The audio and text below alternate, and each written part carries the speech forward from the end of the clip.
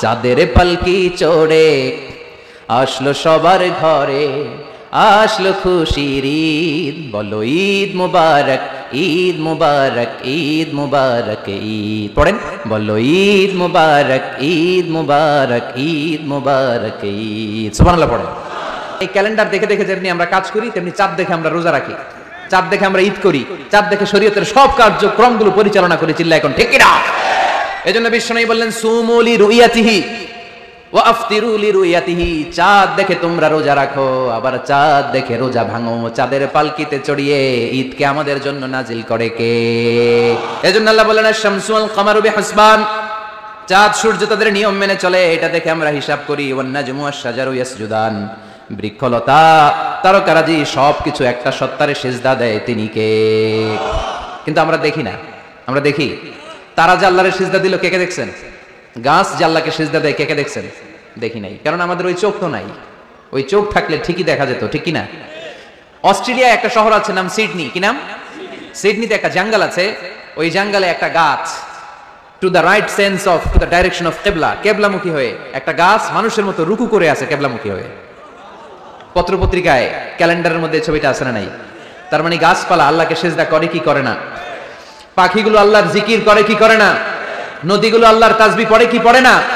ওয়া ইম মিন শাইইন ইল্লা ইউসাব্বিহু বিহামদিহি ওয়ালাকিন লা তাফকাহুনা তাসবিহাহুম, আল্লাহ বললেন গোটা দুনিয়ায় যা তোমরা দেখতে পাও সবকিছু জিকির করে একজনের, তিনি কে?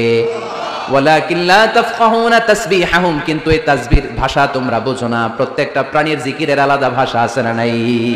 পাখিরা যায় উড়ে যায় আকাশের ওই নীলিমায়, নদীরা যায় ছুটে যায় সাগরের ওই মোহনায়। পাখ পাখালি আর সাগর নদী, পাখ পাখালি আর সাগর নদী কার গুণগান গায়। আল্লাহু আল্লাহ, আল্লাহু আল্লাহ, আল্লাহর গুণগান গায়। সবাই পড়েন আল্লাহু আল্লাহ, আল্লাহু আল্লাহ, আল্লাহর গুণগান গায়। চিল্লায় পড়েন আল্লাহু আকবার।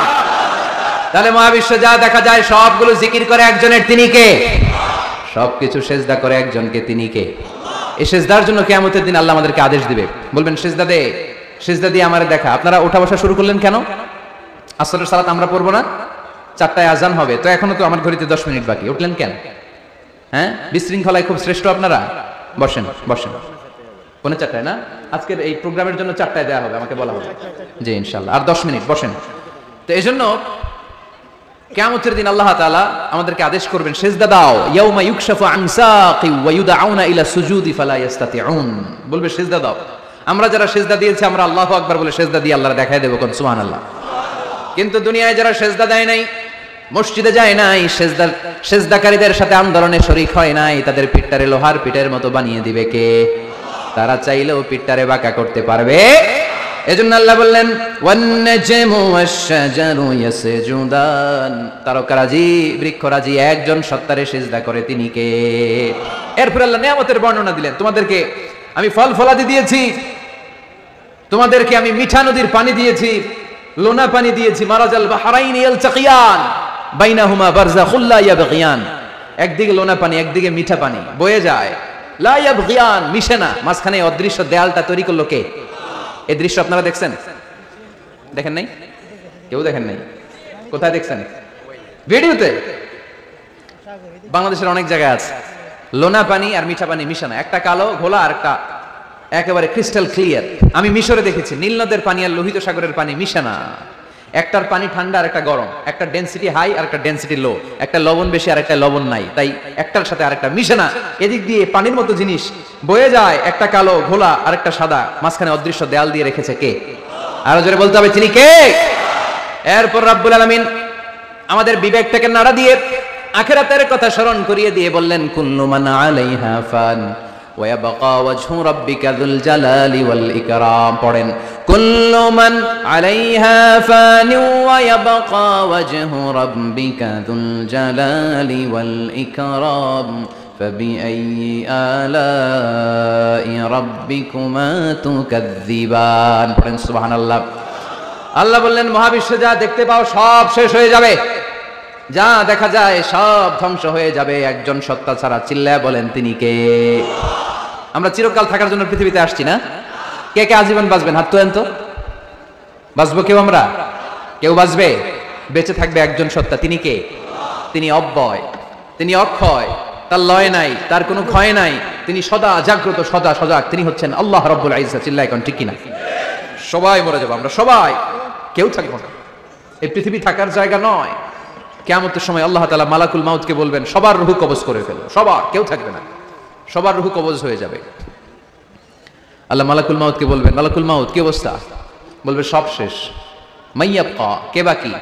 মালাকুল মাউত বলবে জিনেরা বাকি, যাদেরকে দেখা যায় না। আল্লাহ বলবেন জিনদেরকেও শেষ করে ফেলো, রূহ কবজ করো। মালাকুল মাউত আজরাইল জিনদের রূহ কবজ করবে। আল্লাহ এবার জিজ্ঞেস করবে ইয়া মালাকাল মাউত আখবিরনি মাইয়াবকা, এবার বলো আর কে বাকি? মালাকুল মাউত বলবে আল্লাহ মানুষগুলো সব শেষ, জিনগুলাও শেষ, এবার বাকি ইবলিস শয়তান, ইবলিসরেও শেষ করো, ইবলিসও শেষ। আল্লাহ আবার জিজ্ঞেস করবেন ইয়া মালাকাল মাউতি মাইয়াবকা, আর কে বেঁচে আছে বলো? মালাকুল মাউত বলবে আল্লাহ আপনার কথা অনুযায়ী পৃথিবীর সব মানুষের রূহ কবজ করলাম, সব জিনদের রূহ কবজ করলাম, ইবলিসের রূহ কবজ করলাম, এখন আছে শুধু ফেরেশতারা। আছে কারা? যাও ফেরেশতাদের রূহ কবজ করো, ফেরেশতাদের রূহ কবজ হয়ে যাবে। এবার আল্লাহ জিজ্ঞেস করবেন ইয়া মালাকাল মাউত আখবিরনি মাইয়াবকা। মালাকুল মাউত বলবে আল্লাহ আপনার কথা মতো ধরে ধরে সব শেষ, ফেরেশতাও শেষ, চারজন ছাড়া। কয়জন ছাড়া? জোরে বলেন কয়জন ছাড়া? ইসরাফিল, জিব্রাইল, মিকাইল, আজরাইল। আল্লাহ এই চারজন আমরা বাকি। আল্লাহ বলবে যাও ইযহাব ইনতালিক ইলা জিবরিল ওয়াকবাদ রূহ